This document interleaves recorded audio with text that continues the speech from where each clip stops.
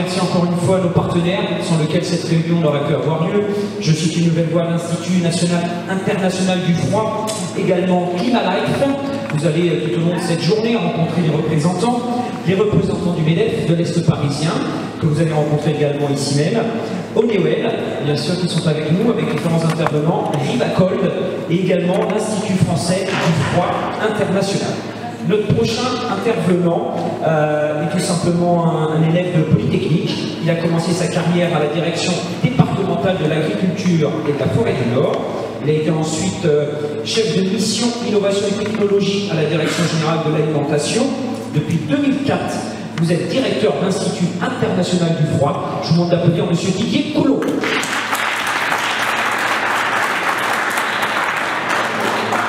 Alors, Monsieur Coulon, je sais que le planning pour vous-même est très chargé.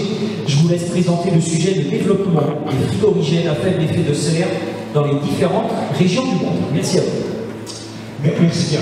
Effectivement, je suis désolé parce que je devrais partir donc après mon intervention parce que je dois aller en Tunisie pour parler aussi, bien sûr du froid. Donc, ce que j'ai essayé de faire, c'est finalement d'introduire cette journée. D'abord, quelques mots sur l'association du froid, pour présenter ce que c'est, mais surtout insister sur les différentes actions que nous devons faire du fait que le froid doit diminuer son impact sur l'environnement. On a déjà parlé du fait que le froid était nécessaire partout, la contrainte est utilisée sur les frigorigènes. Je vais vous dire quelques mots sur les négociations en cours sur ce sujet qui vont avoir une grande influence sur la façon dont on doit déjà anticiper un certain nombre d'évolutions. Et puis, donc, bien sûr, un certain nombre de solutions existent. Vous en verrez tout à l'heure avec les autres intervenants. Je vais les citer et puis vous montrer que les choses sont un peu différentes d'un endroit à l'autre du monde et qu'il faut en tenir compte, y compris pour ce qu'on fait en France. Alors, nous sommes donc une organisation intergouvernementale, donc avec 58 pays membres. Évidemment, la France est un de ces pays. Donc, ce sont des pays en développement. Donc, je vous dis, par exemple, je vais à Tunis tout à l'heure. La quasi-totalité des pays européens sont membres de l'association du froid. Nous avons des membres collectifs individuels, des établissements comme IFEL, par exemple, enseignement. Ça peut être aussi des entreprises, des consultants qui reçoivent l'ensemble de nos services d'information. Et on s'occupe de tous les usages et technologies du froid, depuis les plus basses températures, les techniques d'affection de gaz, le froid pour l'alimentation, la climatisation, les pompes à chaleur aussi, puisque c'est du froid inversé. Donc on a un réseau d'experts dans nos différents membres, dans nos différents pays membres, donc plus de 400 experts. On a une base de données, c'est-à-dire qu'on collecte tous les articles, bien sûr on les sélectionne, donc c'est quand même mieux que le net de ce point de vue-là.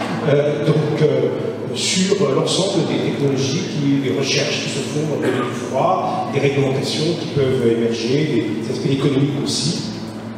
On a un site web que je vous invite à visiter.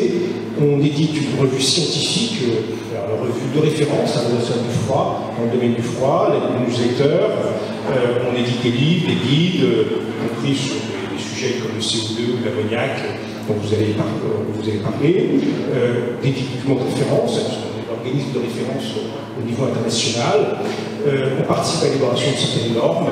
On fait des communiqués dans le droit international. On parle de la COP21. Aussi, j'étais à la COP21, mais effectivement, pas tout à fait pour les mêmes raisons, mais c'était tout à fait intéressant et utile. On organise des conférences sur les différents sujets, notamment sur le frigorigène, plusieurs par an. Et on parle aussi de conférences sur les différentes technologies du froid. On participe à des projets de recherche, notamment européens, sur la bibliographie, et puis après, au contraire, pour diffuser la recherche qui a été faite sous forme de conférences, de publications, et on a un certain niveau de travail. Alors d'abord, donc le froid est de plus en plus nécessaire partout. Alors, ça a déjà été cité par la personne qui est par le directeur tout à l'heure. Le froid est nécessaire partout parce que la température est une variable clé de tout ce qui est physique, chimie, biologie. Et donc, dès que vous voulez agir sur la matière, agir à fonction sur le vivant, qui est une matière un peu plus complexe, ben forcément, vous devez agir sur la température et donc, en règle générale, faire du froid plutôt que du chaud. Alors, vous avez toute une série d'utilisations, je ne vais pas rentrer dans les détails, mais vous voyez une liste d'industries qui sont à la fois des industries traditionnelles comme des industries de pointe. Toute l'industrie de pointe, que ce soit dans l'informatique, les biotechnologies, ne peut exister que sans froid. Il n'y a pas que les emails, comme ça a été dit tout à l'heure, hein, mais il y a aussi d'autres technologies qui ont besoin du froid, et tas d'autres utilisations. Et de toute façon, on ne peut pas s'en passer, on pourra de moins en moins s'en passer. Et ça aussi, d'ailleurs, des utilisations dans le domaine de l'environnement. On fait du captage stockage du CO2, par exemple, hein, forcément, il faut du froid.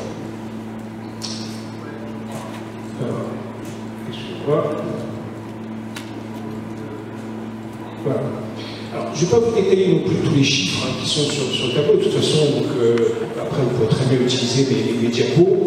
Ce que je voulais insister sur le fait qu'il y a un truc d'enjeu tout à fait important et qui explique le besoin de froid pour la vie. C'est-à-dire que d'abord, le froid, c'est bon pour la santé, y compris dans les pays développés. Hein, donc là, il y a des cas cités aux États-Unis, hein, évidemment, ce n'est pas aussi ici. Le froid, c'est la santé. Sans le froid, vous avez des mortalités dues à une mauvaise chimie du froid. Vous avez des questions d'hygiène aussi, le développement de cancer pour l'estomac. Donc, le froid, c'est la santé. C'est la première chose. Évidemment, la santé, ça intéresse tout le monde et de plus en plus. Il y a la croissance de la population mondiale, particulièrement en Afrique et en Asie du Sud. Hein, donc, ce sont toutes les projections d'ici 2050, et après ça va continuer en tout cas pendant plusieurs dizaines d'années. Donc on devrait passer de 7 milliards à 9-10 milliards d'habitants. Donc ces gens-là, ils ont besoin de froid comme les autres, surtout que l'essentiel de l'augmentation sera lieu dans les pays en développement, où on devrait avoir de l'ordre de 8 milliards d'habitants. Et dans ces pays en développement, il y a le même mouvement qu'en France, et que dans tous les pays développés, c'est-à-dire que d'abord les gens sont de plus en plus urbains, ils vivent dans les villes, hein, le développement des villes est considérable dans ces pays, et ils adoptent des modes de consommation comme en Occident. Donc pour des questions de logistique, pour des questions de culture, finalement, ces pays-là ont besoin de plus en plus de froid. Donc ils demandent énormément d'infrastructures de froid dans ces pays. Il y a aussi une sous-alimentation qui certes ne augmente pas, elle va diminuer un petit peu, hein, tant mieux, mais il faut savoir que la perte de nourriture sont plus importantes dans les pays en développement que les pays développés. Il n'y a pas que le gaspillage chez les consommateurs. Quand on regarde toutes les pertes post-récolte, au niveau de la collecte, au niveau de la transformation, au niveau de la conservation, du transport, de la commercialisation, là, il y a des pertes qui sont 3 fois plus importantes en gros dans les pays en développement que les pays développés. C'est une moyenne, bien sûr, dans les pays de développement, vous avez, ça va de 1 à 10, hein, des variables. Des variables. Ça peut être très varié, mais même dans les pays dits émergents comme l'Inde, vous avez entre 30 et 40% des fruits et légumes, par exemple, qui sont perdus à cause d'une mauvaise conservation du froid. Bon, je passe aussi sur l'utilisation quand même du conditionnement d'air, de la climatisation, mais je vais quand même insister sur le fait que la climatisation, c'est pas du luxe.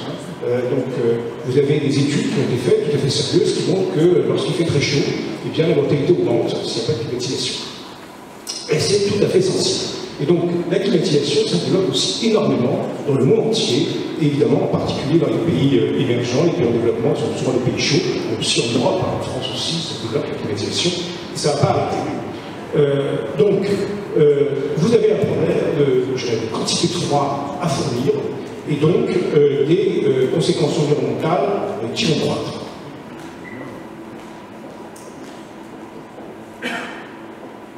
Alors, en fait, il y a deux grandes sources d'effets environnementaux du froid. Je passe sur les détails, même si on essaie de travailler dans le cadre du groupe de travail de l'Institut sur d'autres aspects, mais en gros, il y a deux questions, c'est l'énergie et les fluides frigorigènes. Et le fait est que la contrainte environnementale est focalisée sur les frigorigènes.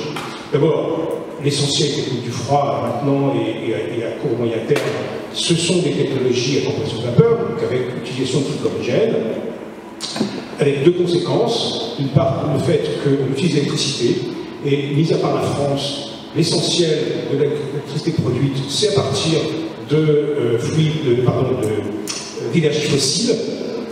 Et donc, du coup, le fait d'utiliser l'électricité, forcément, indirectement, ça produit du CO2, qui est un gaz à effet de serre, comme vous le savez. Donc, l'émission indirecte de CO2 par les systèmes frigorifiques est la principale cause de leur effet sur le changement climatique. 17% de l'électricité mondiale est utilisée dans le domaine du froid, tous secteurs confondus, donc y compris bien sûr la climatisation. Alors, pour des raisons autres que le fait de prix d'électricité, le manque d'infrastructures énergétiques dans nombre de pays, une des premières priorités, c'est l'efficacité énergétique. Et donc, après, on va parler des frigorigènes pendant tout l'essentiel de la journée, mais il ne faut surtout pas oublier l'efficacité énergétique. moi, j'imagine que l'IFEL, évidemment. Il y a d'abord les négociations sur le changement climatique. Bon, ça a été esquissé un petit peu, puisque l'IFEL a même participé donc, à la COP21. Vous connaissez les enjeux de cette COP21, tout le monde en parle. Mais au-delà de ça, et dans cette COP21, je pense que dans le changement climatique, les HFC en font partie. Hein. Officiellement, on discute des HFC dans ces enceintes. À la COP21, on a cité les HFC comme un des éléments des gaz à effet de serre. Mais là où se passe l'essentiel des discussions, en fait, c'est dans le cadre du protocole de Montréal, des réunions des Nations Unies dans ce domaine-là, où on essaye de diminuer la production et la consommation de HFC, indépendamment des émissions. Depuis 2009, donc c'est pas tout nouveau, il y a des négociations, plus exactement du lobbying, parce que les négociations, en fait, il n'y a pas vraiment, c'est plutôt des positions prises par les pays contre d'autres pays, pour essayer de gérer les HFC dans le cadre du protocole de Montréal. Parce que ce protocole est efficace, il a montré son efficacité, donc l'idée des pays, initialement l'Amérique du Nord, en particulier à son île, ont voulu se dire, bon bah, on s'occupe un peu moins du réchauffement climatique pour le CO2, c'est un peu plus compliqué, mais là on va mettre le forcing sur les HFC.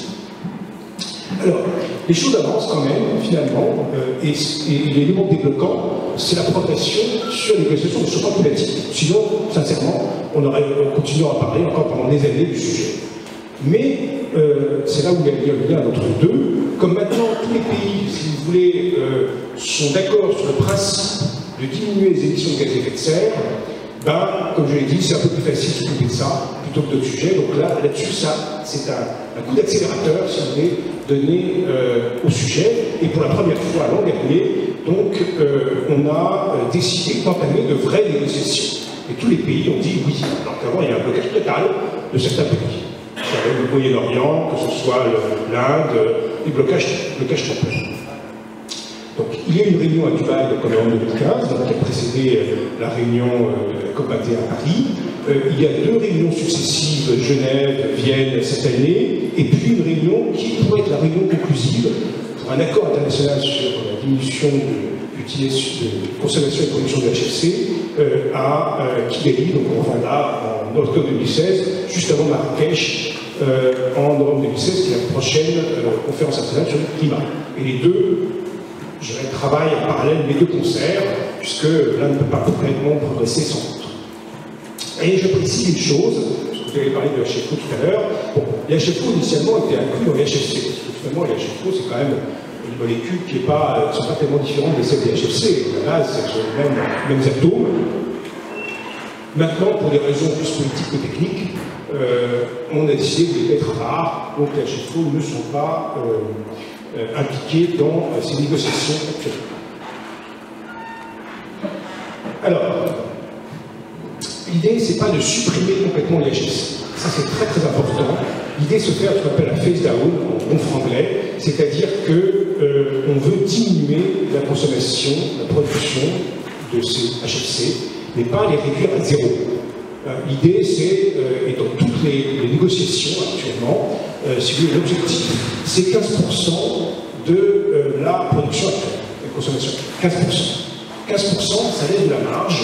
C'est-à-dire que si on utilise des HFO, par exemple, si on utilise des frigorigènes naturels, c'est aussi, c'est aussi un gaz à effet de serre, on utilise CO2 comme fluide naturel, mais c'est tellement faible que c'est négligeable. Autour des 15%, il n'y a aucun problème. Donc les HFO, on peut continuer à les utiliser, on peut aussi continuer à utiliser les HFC dans le cadre de ce phase down, indépendamment sur les HFO et les fluides naturels, donc ce type de négociation. Sur ce qui est des HFC eux-mêmes, si vous les cantonnez à certaines utilisations particulières, ça fait moins de 15% de la tenue totale, vous pouvez toujours continuer à utiliser des HFC. Mais évidemment, la tendance, ça va être d'utiliser des HFC à plus faible effet de serre qu'avant. 15%, c'est quand même une diminution importante. Alors, aujourd'hui, l'Union européenne est en pointe dans les négociations, parce que l'Union européenne a mis en place déjà le phase down de cette manière. Déjà mis en place depuis un an la diminution des HFC avec le même type d'objectif, quelques nuances près, donc 21% de 15%, une date qui est antérieure à ça, mais quelques nuances près, c'est la même chose. Et donc maintenant que l'Union européenne a mis en place réglementation, évidemment, a tout intérêt à ce que tout le monde fasse pareil. Et donc, ça aussi, ça fait partie des éléments à prendre en compte. L'Union européenne, en quelque sorte, est en avance sur les autres, avec davantage d'inconvénients par rapport à ça. Les pays émergents s'opposent de moins en moins à faire ça, mais ils ne veulent surtout pas d'engagement immédiat. Donc les pays émergents, l'Inde notamment, sont d'accord sur le principe, à condition qu'on ne leur demande pas d'efforts tout de suite, mais dans 10 ans, dans 15 ans, etc. De toute façon, ça va se faire. Après, et ça c'est donc un des principaux enjeux de négociation, c'est de savoir à quel délai supplémentaire on donne aux pays en développement par rapport aux pays développés pour faire ce traitement.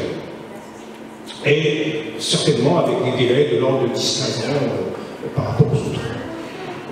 Il faut savoir qu'un certain nombre de pays aussi, et je pense en particulier dans le plan secondaire, les pays arabes, le Pakistan par exemple aussi est très, très moteur là-dedans, ils sont très réservés à la fédération générale et aimeraient bien exclure certains secteurs.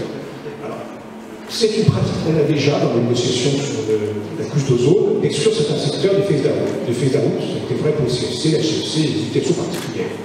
Là, évidemment, comme il s'agit de conditions secondaires statiques, c'est une autre paire de manches, parce que c'est évidemment assez important comme quantité d'utilisation de la HFC, des conditions secondaires statiques.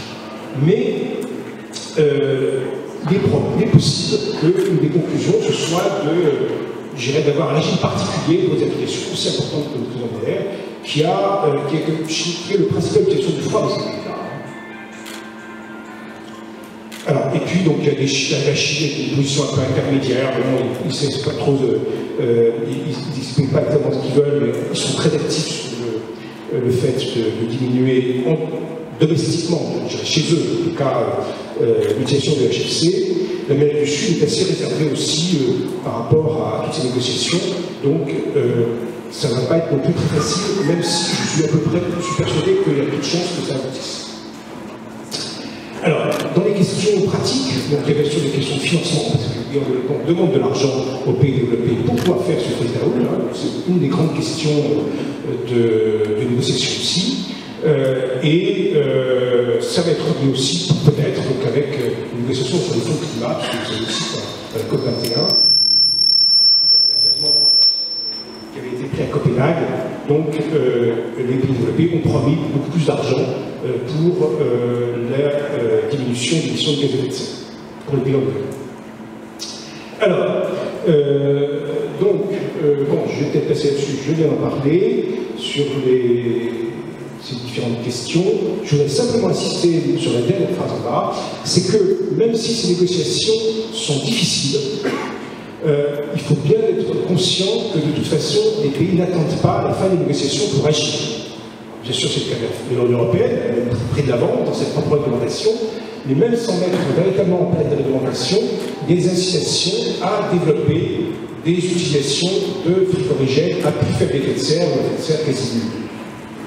Donc même des pays comme la Chine, des pays comme l'Asie du Sud-Est, qui ont toujours été à trait de toutes ces négociations, chez eux, ils agissent. On va parler tout à l'heure, mais la Chine, par exemple, ils développent des hydrocarbures, l'utilisation du R32, etc. Donc ces pays-là agissent. Donc de toute façon, même si à la limite, il n'y avait pas de c'était un échec, ces négociations, de toute façon, le mouvement, il est lancé dans tout le monde entier. Alors, par rapport à ça, il y a plusieurs solutions. D'abord, les technologies sans frigorigène. Voilà, je passe rapidement là-dessus, mais il faut savoir que, bien sûr, on développe aussi des technologies sans frigorigène. L'utilisation de frein solaire, notamment avec l'absorption, le froid magnétique, l'utilisation de cryogénie, etc. Bon, cela dit, dans l'immédiat, je dirais, ça c'est plutôt du moyen long terme. Dans l'immédiat, il faut quand même s'intéresser d'abord au système de compression de vapeur. D'abord, à réduire les fuites, et l'Union européenne là encore a pris de l'avance en quelque sorte avec ses règlements F-gaz, avec toutes les questions de formation, de récupération de frigorigène en fin de vie, de recyclage, et en sachant bien qu'il y a tout l'intérêt, c'est pour ça aussi que c'est quelque chose qui est promu, y compris dans d'autres pays que l'Union européenne. Ça a deux avantages. D'abord, un avantage évidemment en termes de réduction d'émissions, qui n'est pas négligeable, mais aussi en termes de sécurité, puisque, on va le voir, dans les frigorigènes remplaçants, il y a quelques problèmes d'inflammabilité en particulier. Donc, à cause de ça, il y a aussi en parallèle des évolutions réglementaires, en parallèle avec des évolutions techniques, qui sont très importantes. Il faut bien avoir en tête, pour l'ammoniac, les changements qu'il y a eu en France sur l'alimentation sur l'ammoniac, pour faciliter l'utilisation de l'ammoniac, aux États-Unis qui n'acceptaient pas les hydrocarbures, par exemple, dans le froid domestique, contrairement aux Européens, maintenant on peut le faire. Avec bien sûr encore des problèmes de charge qui restent assez faibles dans les autorisations qu'ils ont faites. Bon, je passe sur ces projets, donc je note, si vous voulez de la littérature sur ces sujets-là, on en a beaucoup chez nous, donc je vous invite à la regarder. Les frigorigènes à faible effet de serre. Alors là, je vais insister un petit peu plus, parce que ça va introduire les interventions suivantes. Donc, avoir bien l'idée en tête le fait qu'il n'y a pas de solution magique pour toutes les applications. D'abord, l'utilisation de frigorigènes à faible effet de serre, c'est d'abord application par application, secteur par secteur, et aussi avec des conditions climatiques, en fonction des conditions climatiques. Donc, les conditions d'environnement extérieur qui font qu'on peut adopter tel ou tel frigorigène avec telle ou telle efficacité énergétique. Et comme je l'ai dit, il faut absolument, évidemment, que lorsqu'on change d'un frigorigène à un autre, on s'occupe de l'efficacité énergétique. La performance énergétique doit être au moins égale avec l'écosystème par rapport à l'ancien système, si on veut avoir une politique de long terme en matière de changement climatique. Donc, il faut avoir une approche par région du monde, avec des stratégies industrielles aussi qui sont différentes. Donc, le poids des acteurs industriels est important dans la façon qu'on adopte une technologie par rapport à une autre. Des pressions environnementales et sécuritaires qui sont différentes, avec des normes et réglementations différentes. Alors, première affaire, les HFC eux-mêmes. C'est les HFC, ils mélangent un bon effet de serre. Il y a tout aussi une transition que les industriels, fabricants de fluides, proposent actuellement sur le marché, qui sont des fluides qui ont le mérite d'avoir un effet de serre, un potentiel effet de serre nettement inférieur à R404 par exemple, mais qui restent avec un effet de serre relativement élevé. Donc, les fluides de transition, l'avantage, c'est que ça évite de changer toute l'installation. Finalement, même s'il y a quelques ajustements à faire, c'est pratique de ce point de vue-là. Maintenant, il faut bien se rendre compte que ce ne sont que des fluides de transition, c'est-à-dire que ça va bien pour le moyen terme, pour le long terme, certainement pas. Donc, pour des nouveaux équipements, lorsque on veut changer vraiment l'équipement, il vaut mieux aller directement vers d'autres solutions. Donc voilà, c'est une solution intermédiaire qui existe, qui se développe et qui est promue aussi dans pas mal de pays, donc en particulier dans ces pays avec un problème de secondaire statique, pays du Golfe. Évidemment, c'est intéressant. C'est aussi en Europe. Alors, je voudrais parler dans la matière de HFC de façon spécifique du R32. Parce que le R32, c'est un effet de serre qui n'est pas énorme, 675, c'est moins que les HFC habituels qu'on a en France, c'est moins que le R54A, c'est moins que le R110, etc. Le R54, c'est déjà 2 fois plus que le R32. Alors, ça développe beaucoup en Asie. D'abord, on a l'Asie de l'Est, l'Asie du Sud-Est, parce que vous avez une entreprise japonaise, une petite Daikin, qui promeut cette technologie R32, les technologies R32, et maintenant, ça va arriver en Europe. Donc, je vous dis peut-être très clairement, c'est la stratégie de ces entreprises de s'implanter, d'implanter aussi leurs équipements dans le conditionnement d'air. Là, je parle des petits équipements de conditionnement d'air que vous trouvez sur nos fenêtres, par exemple. De l'implanter en Europe. Et si j'étais la semaine dernière à Ostraconvegno, qui est une grande foire de froid, une des plus grandes mondiales, on voit qu'effectivement, elle commence à promouvoir le R32. Donc, il est probable que dans votre conditionnement d'air, vous aurez du R32. Là, problème, et c'est pour ça que là, ça va être limité quand même aujourd'hui à des petits équipements de ce type-là, c'est que c'est légèrement inflammable. C'est beaucoup moins inflammable que les hydrocarbures, mais c'est légèrement inflammable, donc ça pose des problèmes de sécurité, des problèmes de normes, des problèmes de réglementation, et c'est pas évident que tous les acteurs, si vous voulez, veuillent accepter, si vous voulez, des risques, même faibles, de ce type. Les HFO. Alors les HFO, sont des fluides qui ont un très très faible effet de serre, même paraît-il, certains sont moins de 1. C'est pas encore, ça peut confirmer, mais de toute façon, c'est très faible, c'est tout à fait négligeable. Le problème, c'est que c'est très légèrement inflammable, comme le R32, c'est très légèrement inflammable. Alors d'ailleurs, il y a un certain nombre de mélanges qui sont faits pour essayer d'adapter le CHFO à toutes les utilisations possibles. Maintenant, on peut trouver des mélanges avec HFO pour tous les usages, mais ça pose plusieurs problèmes. En termes de coût, c'est quand même plus cher que le reste. Ça reste quand même, dès qu'on a un effet de serre très faible, légèrement inflammable. Alors, il y a des utilisations, déjà le conditionnement d'air automobile, mis à part les Allemands, tous les Européens qui ont la contrainte de la directive, du règlement sur le conditionnement d'air automobile, hein, la directive MAC, les autres fabricants automobiles donc, se sont mis pour leur nouveau modèle, hein, leur nouveau au HFO. Donc là c'est très clair, conditionnement d'air automobile, c'est fait en Europe, ça va se faire aussi ailleurs, hein, parce que on ne va pas chercher quand même à avoir des équipements les mêmes partout dans le monde.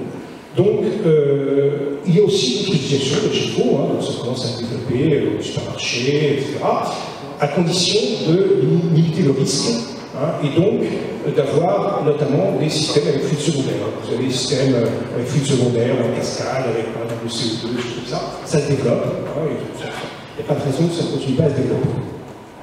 D'abord en Europe, et probablement aussi dans d'autres pays développés et puis pays émergents, parce que les pays en développement, eux aussi, ont envie d'avoir accès à la technologie HFO, avec pas de problème de brevets, de coûts, qui font partie des possessions aujourd'hui dans l'économie internationale. C'est comment, je dirais, on peut avoir un prix réduit si vous voulez ces HFO dans les pays en développement.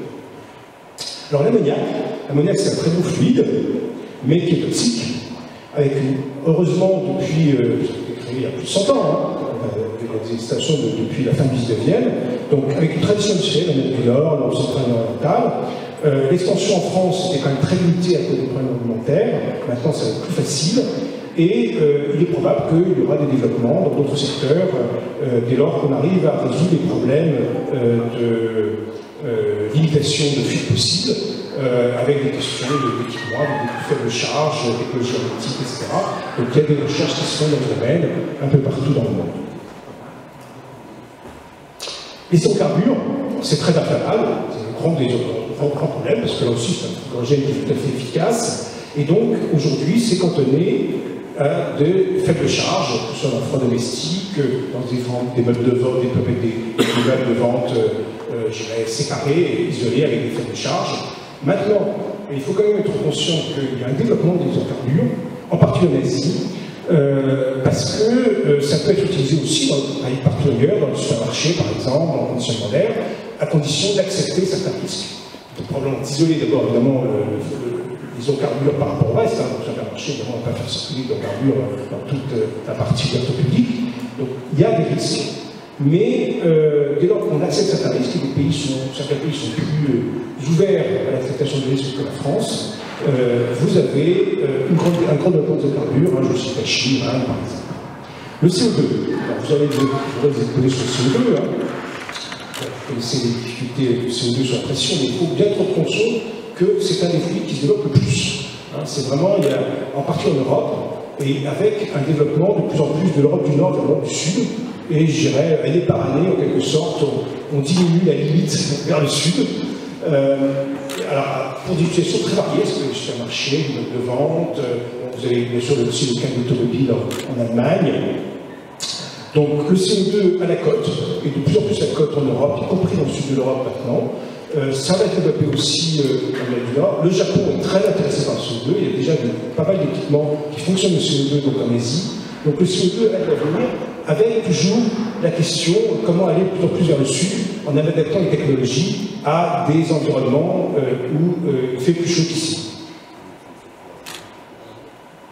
Alors, en conclusion, je vais simplement dire, de façon résumée, d'abord une urgence scientifique, économique et réglementaire. Des solutions techniques existent pour la plupart des applications. Ce n'est pas un problème scientifique en soi, mais il y a des problèmes techniques au sens environnemental et d'efficacité. Et puis aussi le coût, hein, parce que bien sûr, j'aurais changé de flux d'hydrogène, c'est toujours un coût, a fortiori quand on doit changer l'ensemble de l'équipement. Alors, il doit y avoir une planification, pays par pays, région par région, entreprise par entreprise, pour arriver à trouver la bonne technologie pour l'application qu'on souhaite. Je voudrais insister sur le fait que les normes internationales s'adaptent progressivement aux feux d'origine légèrement inflammables. Donc il y a de nombreuses négociations internationales sur ces problèmes de feux d'origine légèrement inflammables et avec un problème de déclinaison nationale sur les normes et les réglementations. C'est un grand sujet aujourd'hui, c'est comment petit à petit, si vous voulez, adapter nos normes et réglementations pour accepter des risques qu'on n'acceptait pas jusqu'à présent, en tenant compte bien sûr des notions de l'écologie, c'est pas de faire prendre des risques inconsidérés à la population. Il y a des problèmes de classification du HFO, du R32, qui auront certainement une influence sur leur utilisation future. C'est aussi le cas des hydrocarbures, de l'ammoniac, etc. Les photogènes naturels se développent partout dans le monde, en particulier le CO2 de plus en plus dans le sud de l'Europe, les hydrocarbures en Asie, l'ammoniac, toujours, etc., avec toujours ces problèmes de sécurité. Les HFO se développent, mais je dirais, et je suis sûr qu'il y a un grand avenir pour les HFO, mais il faut quand même se rendre compte qu'en quelque sorte, il n'y a pas des places de marché par rapport au HFC. C'est-à-dire que tous les gens qui utilisaient des HFC ou des HFC ne vont pas se convertir au HFO. Le HFC 32 donc, est poussé par ton entreprise. Donc je sais en particulier d'Alpine. Attention donc aux effets de solutions provisoires de mélange à effet de serre moyen, puisque les solutions peuvent être que provisoires. Et il faut bien sûr surveiller l'utilisation des autres technologies et toutes les questions de système énergétique. Il fait bien passer pour ça, j'espère. Tout ce qui touche au développement des énergies renouvelables, le stockage d'énergie, de récupération de chaleur. Après, il peut y avoir des solutions locales très importantes, du couplage, si vous voulez, solutions énergétiques avec solutions frigorigènes. Les techniques de froid évoluent fortement du fait d'une pression alimentaire qui croît et croît rapidement dans le monde entier. Il faut dès maintenant revoir les systèmes techniques utilisés, avec des utilisations différentes selon les régions du monde, et se tenir très régulièrement aux grandes évolutions. Je ajoute aussi que l'environnement fait partie de l'image des entreprises. On voit par exemple la pression des ONG dans les pays comme le Royaume-Uni. Donc évidemment aussi pour les entreprises, c'est important d'être un peu en avance par rapport aux obligations réglementaires. Ça fait partie de leur image. Voilà. Et donc, évidemment, en conclusion finale, le fait que nous pouvons aider, anticiper, accompagner ces mouvements. Vous pouvez consulter notre site web, nous questionner, on sera à votre disposition pour vous aider. Merci.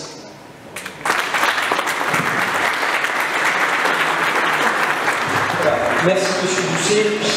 Monsieur Coulon, pardon. Il y a une tradition, M. Coulon, ici à l'IFED, c'est qu'après une intervention, il y a 5 minutes de questions-réponses. Voilà, je pense qu'on m'entend bien au micro, il y a des petits réglages.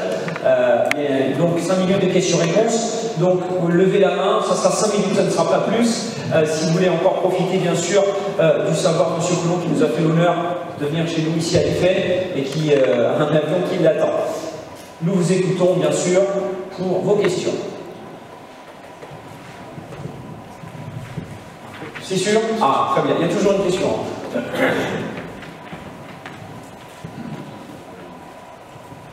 Allez-y, monsieur. Bonjour, je me présente à la société IDF. J'ai vu la consommation énergétique de la Chine qui est nettement plus basse que celle de l'Europe et des États-Unis. Je n'ai pas compris. C'est vrai que si vous voulez, là, c'est une consommation par habitant. Je vais préciser que c'est par habitant. Hein. Donc évidemment, après, si vous multipliez par nombre d'habitants, c'est très élevé. Mais par habitant, si vous voulez, la Chine est un niveau intermédiaire, je dirais. Hein. C'est encore un pays émergent, c'est-à-dire que même si vous avez des Chinois qui vivent au standard des pays de l'Amérique, standard américain, si je puis dire, par exemple, vous avez encore quand même des Chinois qui manquent un peu de système énergétique à leur disposition. Globalement, la Chine par habitant, ça reste un pays intermédiaire, un pays qui malgré tout est très intéressé par les questions environnementales. Il ne faut pas du tout caricaturer la Chine de ce point de vue-là. Il faut savoir qu'à la fois, si vous voulez, la pollution en termes d'émissions de gaz à effet de serre des Chinois, par habitant toujours, c'est maintenant le niveau de l'Européen. C'est pareil. Mais, donc ils sont bien conscients, autour de la population, qu'il faut faire des choses. Il faut agir. Je peux vous dire qu'en matière de froid, par exemple, c'est aussi en matière d'énergie solaire, etc., d'énergie éolienne, il y a des très gros investissements en Chine, une très grande sensibilisation. Merci beaucoup pour cette réponse. Une prochaine question peut-être? Voilà, M. Pénamère. Bonjour M. Coulon, M. Pénamère à l'IFED. Selon vous, pourquoi l'ammoniac ne se développe pas beaucoup? Je crois que c'est parce que, si vous voulez, alors ça dépend des pays, hein, mais c'est à partir de je vais parler peut-être de la France plus particulièrement.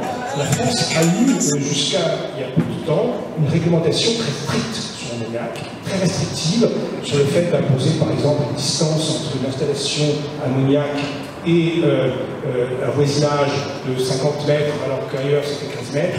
Donc, si vous voulez, des questions comme ça qui ont fait que la France, par rapport y compris à tous ses voisins européens, n'avait pas aimé l'ammoniac. On a maintenant une réglementation française qui est relativement semblable à celle qu'on a de l'Europe européen. Donc je pense que ça va avoir une influence. Mais après, une question d'habitude qui fait que, tant dans les entreprises que dans le service de contrôle, ben, je dirais, on est quand même assez réservé, si vous voulez. Donc je pense qu'il faut quelques années avant de changer la culture de risque sur l'ammoniac. Bien. La dernière question, vous avez cet honneur. Allez-y, monsieur. Bonjour, Philippe Kant, NJ. On se rappelle tous d'un accident d'autocar qui avait mis en cause le flux frigorigène par rapport à son inflammabilité. C'était un important accident, mais c'était un camion dans les Landes. Quel est ce fluide donc, qui était réservé donc, pour la climatisation qui vient apparemment des États-Unis, on sait peu de choses. Écoutez, je n'ai pas en mémoire le flux en question. Maintenant, si vous voulez, c'est vrai qu'il y a toujours des risques avec les fluides dès lors qu'ils sont légèrement inflammables, qui sont très légèrement inflammables. C'est pour ça qu'il y a eu toute cette polémique aussi, d'ailleurs, souvent sur les HFO. Il y a peut-être une réponse là. Donc, peut-être laisser la parole à cette personne, et puis après, je reprends la micro. Bonjour, Jean-Denis Mardi de Honeywell. Le flux dont je parlais, c'est R234Y4, des molécules HFO développées par Honeywell. Vous m'entendez? Oui, donc le flux dont vous parlez, c'est le R1234YF, pour la rumeur dont vous parlez, effectivement. C'est une rumeur très tenace. Il a été démontré par des instances qui ont analysé cet accident qu'en fait c'est plutôt des liquides extrêmement flammables de l'autocar de néons qui ont enflammé le reste. Hein. Je vous rappelle que dans un camion, dans un autocar, il y a du fuel, il y a du liquide de frein, du liquide de refroidissement qui sont extrêmement inflammables. Et le YF, au terme de tous les essais qui ont été faits, a été démontré comme étant quasiment du niveau d'inflammabilité du R134. J'aimerais que cette rumeur, si vous voulez, soit clarifiée. Un point à apporter, excusez-moi, sur les HFO notamment, puisqu'on en parle, je vais en parler plus largement, il y a 3 molécules HFO aujourd'hui développées dans le marché principal. Une d'entre elles n'est pas inflammable, deux le sont légèrement. Et aujourd'hui, l'Allemagne incluse est partie au HFO, puisqu'à la fin de l'année, nous aurons 15 millions de véhicules sur les routes. Et on peut trouver cette caractéristique Bien entendu, soit sur notre site, soit chez nos distributeurs. Enfin, c'est un flux commercial aujourd'hui total. R1234YF. Et je vais en parler de manière plus précise. Alors, merci de cette dernière phrase, car voilà, le planning est très chargé. Merci en tout cas, merci encore à M. Coulon qui nous a fait une intervention très technique et complète. Merci à vous.